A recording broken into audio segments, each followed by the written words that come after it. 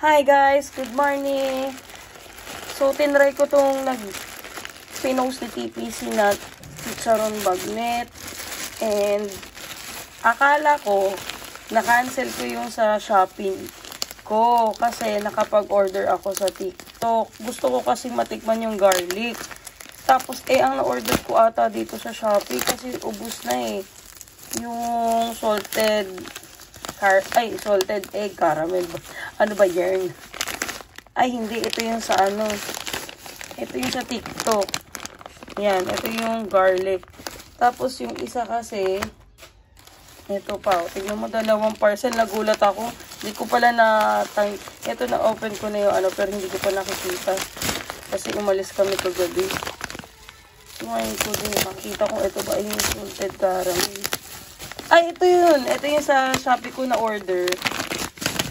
Sa Shopee ko na order. Tapos, ito yung sa TikTok. Yan. So, titikman natin to. Kung ito ba ay talaga bang legit na masarap. Sabi kasi ni TPC, talagang masarap daw to. So, wait lang. Maghuhugas ako ng kamay.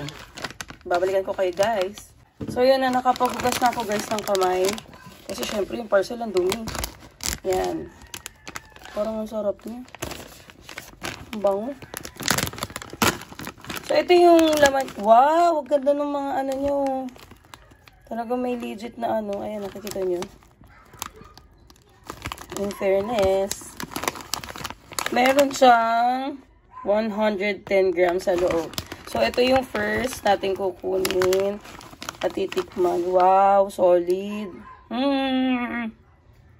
Tikman ko na natin. Wow, ang sarap. Grabe, sarap. Wait, patikin ko sa asawa ko. Labo. Ano masasabi mo? Ang sarap. Hindi siya, guys, hindi siya maalat. Hindi sa katulad ng iba na puro vetchin. Yung sarap. Try nyo. Mami Zen's Chicharon Bagnet. Original. Nakita ko lang siya kasi nag-restock sa Facebook. Kasi siya? Nag-viral. Tapos hindi na ako maka-order. Nung nag-restock sila, wala lagi. Sold out. Tapos ngayon lang ulit.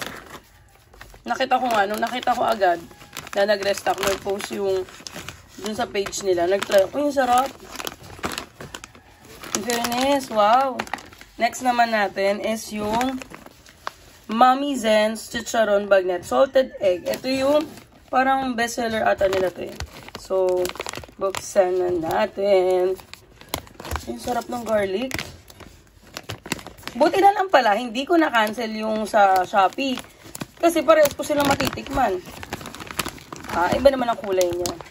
So, ito naman yung kanya. Uy, in fairness, ang gaganda talaga ng chicharon niya. Legit. Ito naman, ang tikman natin. Guys, malinis kamay ko Nagugas na ako kanina. Ayan. Salted caramel, salted egg. Ayan, tikman natin. Kung ito ba ay pasado sa... Ngayon kasi ayoko na masyadong maalat na. Tsaka yung puro vetchin na chicharon eh.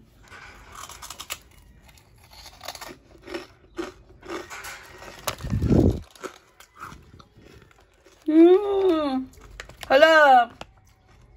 Kala ko bet ko na to. Pero mas bet ko to. Lab. Ay, umalis siya. Ang sarap. Promise.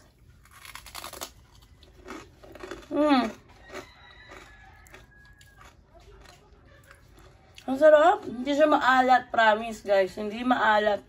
Tapos, di ba yung ibang chicharon, nararamdaman mo agad yung vetchin. Yung sobrang alat. Yung paglagay mo pa lang sa labi mo. Mararamdaman mo na yung roughness ng salt. O yung vetchin. Ito, hindi. Ang galing nyo.